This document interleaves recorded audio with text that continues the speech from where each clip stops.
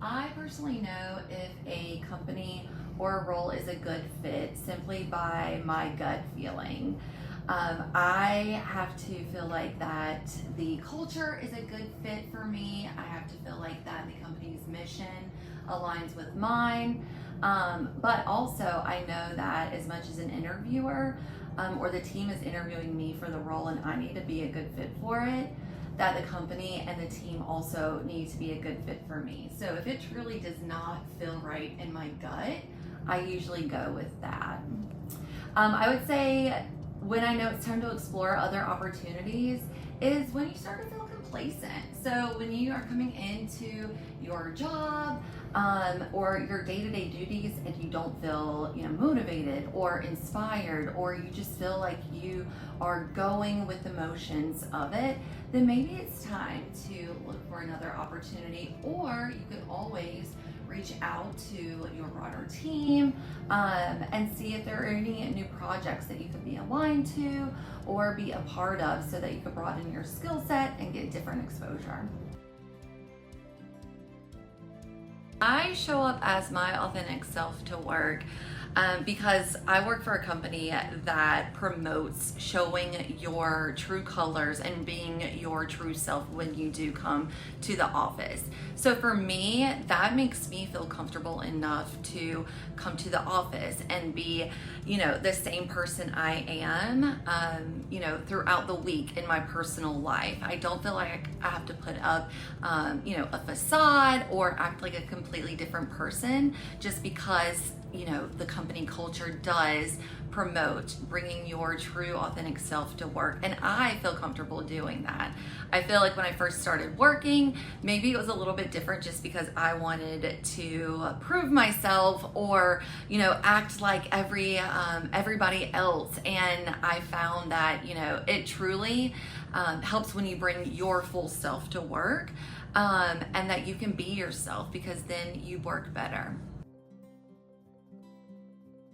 I had to recover from a professional loss or failure. I feel like that's a pretty deep word. Was when I was first beginning my professional career. I was about 4 to 5 years into my first role, and I think I was excited to interview for a different role. The role that I was interviewing for, I did have experience working with that team and with that group and with that specific work. And so I went into that interview feeling very confident, overly confident. And so much to the point where I thought I, just immediately was going to be offered the job. I nailed it, and it was a no-brainer. And unfortunately, I was rejected from that job, but the feedback was that, I did come in there, confident, didn't have great questions to ask the interviewing team, and it just seemed like that I came in there already assuming that I had received the role just because I worked with the team, I was close with them, and I knew the work. And so that really hit home with me in going forward in my career, to number one, not be overly confident in anything that you do, especially when interviewing for a job, and really, sell yourself, but also be engaged with, who you're interviewing with, asking those questions, really, coming across as you are excited to learn, this, but being, very transparent in what you don't know.